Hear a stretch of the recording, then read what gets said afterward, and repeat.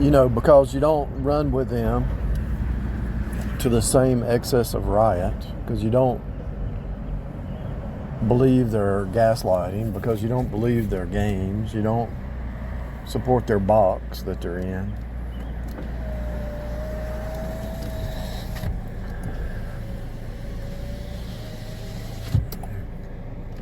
I'm driving to pick up some medicine, but I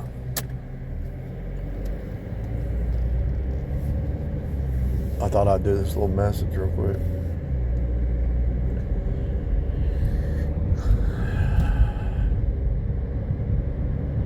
If you don't agree with their false teachings, if you see through the game, if you see that it's all Babylon, even the church, the 501(c) system, even when you see through that, when you try to shake them out of their slumber, they don't want to leave it.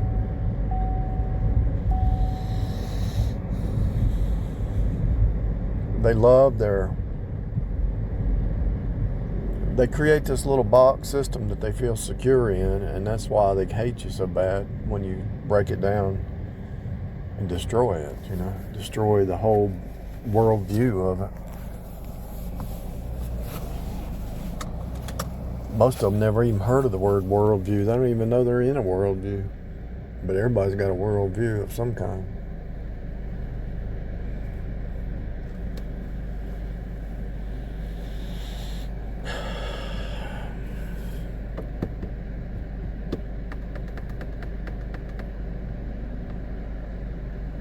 You eventually just get tired of trying to explain yourself. Even if they come up to you and as soon as they open their mouth, you already know what box they're in,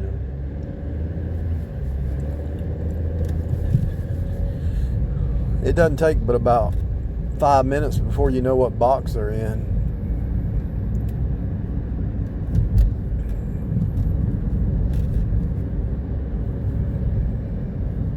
No wonder Jesus didn't chase anybody down. He let them come to him. He told his disciples to go out 2 by 2, which makes total sense.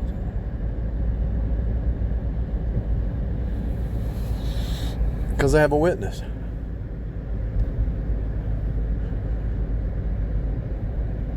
These people are so delusional and live in such lies. They could believe that you said something you never said,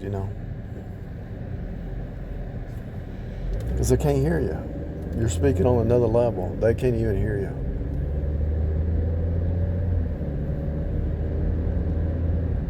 You must be born again.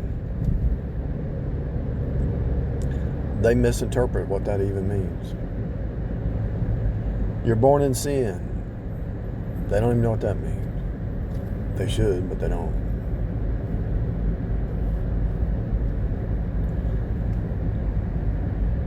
And if they can't catch you on something, they have to make something up, If they can't find a contradiction, they can't find a flaw, they have to make something up. That's what the legalists do, try to put you under guilt, shame, condemnation. They're all legalists. Before you get saved, you're a legalist. And after you get saved, you fight against the legalists who are still trying to pull you back under legalism.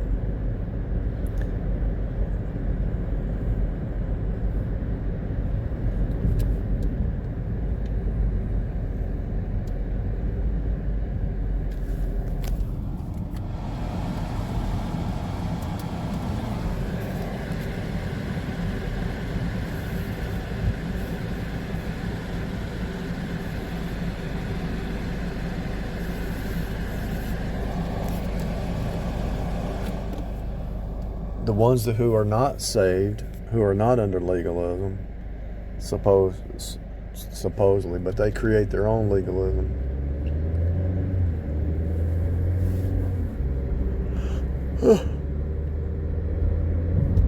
They create their own touch not, taste not, handle not religion. They put these expectations on others that they can't even keep.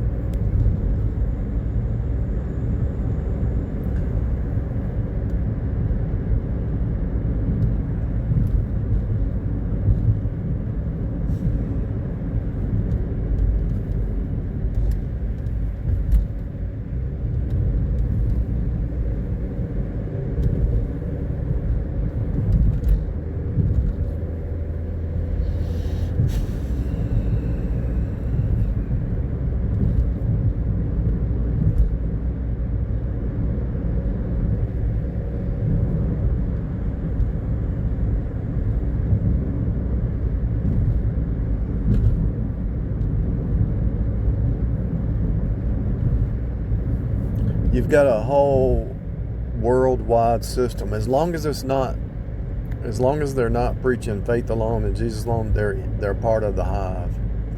And that hive, the devil doesn't care what they talk about, because it's an indoctrination against the truth, you know.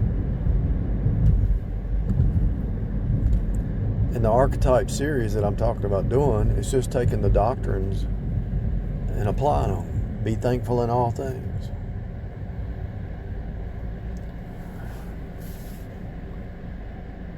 The only people who can be thankful in all things are the people that are outside of this place spiritually.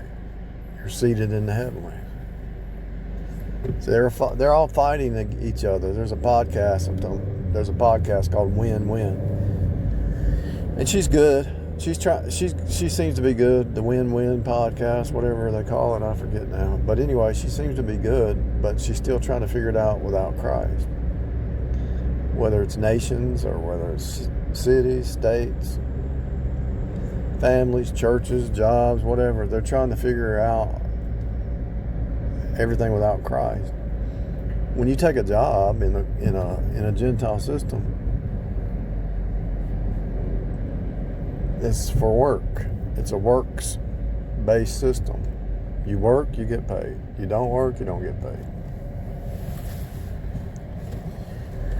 And if that's all you've ever known, you can't understand grace and you can't understand faith.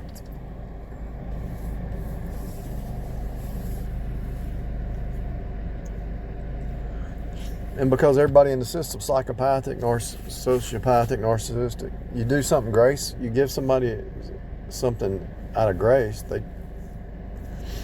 you give them an inch, they take a mile because they think you're stupid.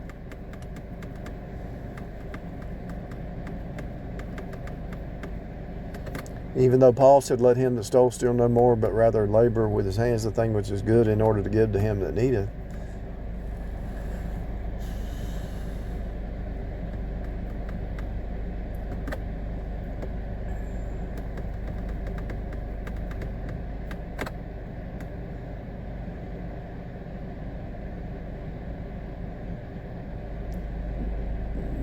It's all contrary.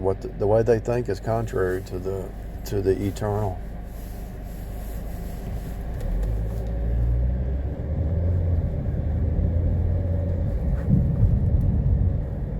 So when you destroy the Freemason lie, the Jesuit lie, the magician priest class lie, the witch lie, the New Age lie, the Gnostic lies, the Rosicrucian lie, especially the Rosicrucian is a demonic indoctrination to worship the devil. And what did the devil do? Genesis 3. What's he going to do in the last days? He's going to bring up an Antichrist. The devil's going to bring up the man of sin, the Antichrist, and he's going to get you to worship himself, but then he's going to set himself up in the temple and say, worship me, I'm God. And they're going to realize they've been deceived. In other words, he's drawing people into self-worship, just like Genesis 3, but then he wants you to worship him, the Antichrist. He wants to be worshiped. He wants to be like God. That's all he cares about.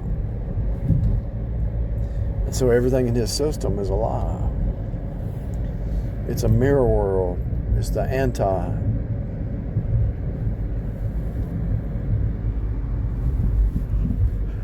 You got Christ and Antichrist. You got Flash and Anti-Flash. You got Superman. You got Bizarro. It's a mirror world.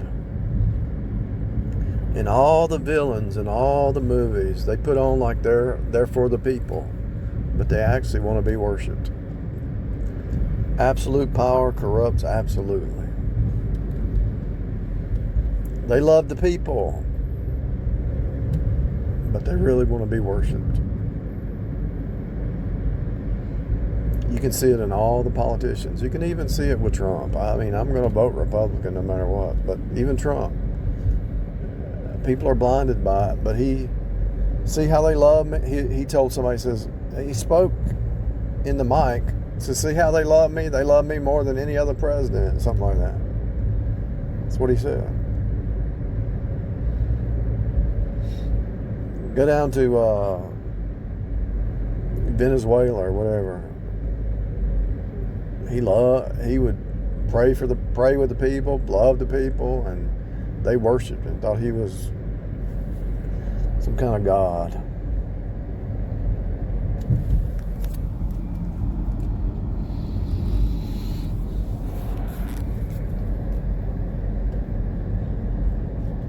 If you expect some leader, some president, instead of a bunch of people working together for a cause, and you got one person that wants to be the top dog and be seen, you got a cult.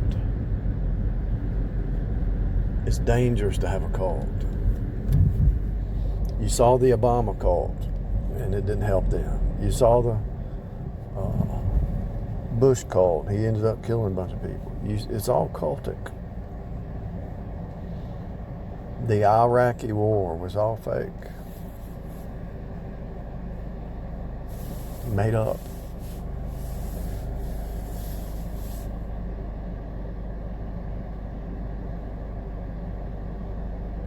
The debt money system, the dollar's going down. Everything's obvious, people. And because you're alive, you think, okay, you say, well, why didn't the Germans see Hitler for what he was? Well, if you listen to his speeches,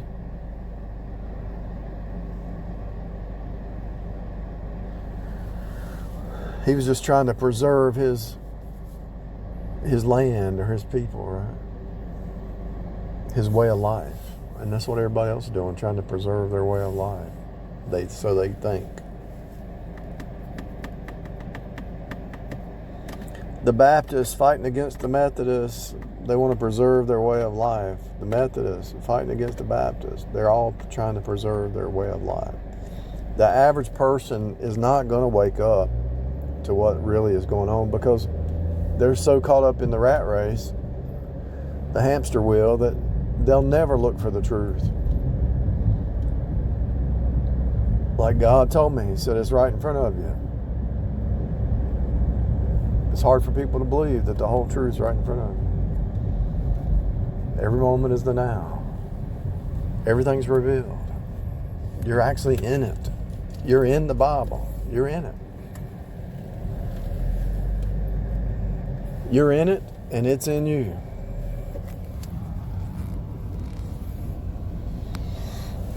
When you walk down the street, you're walking the way, right?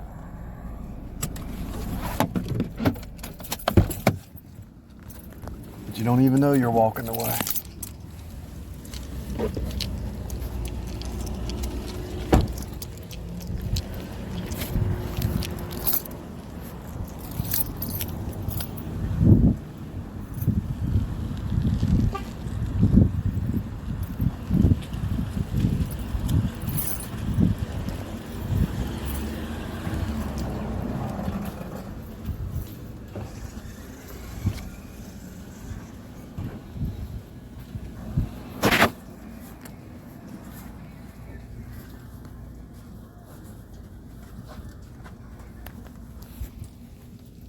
One step at a time.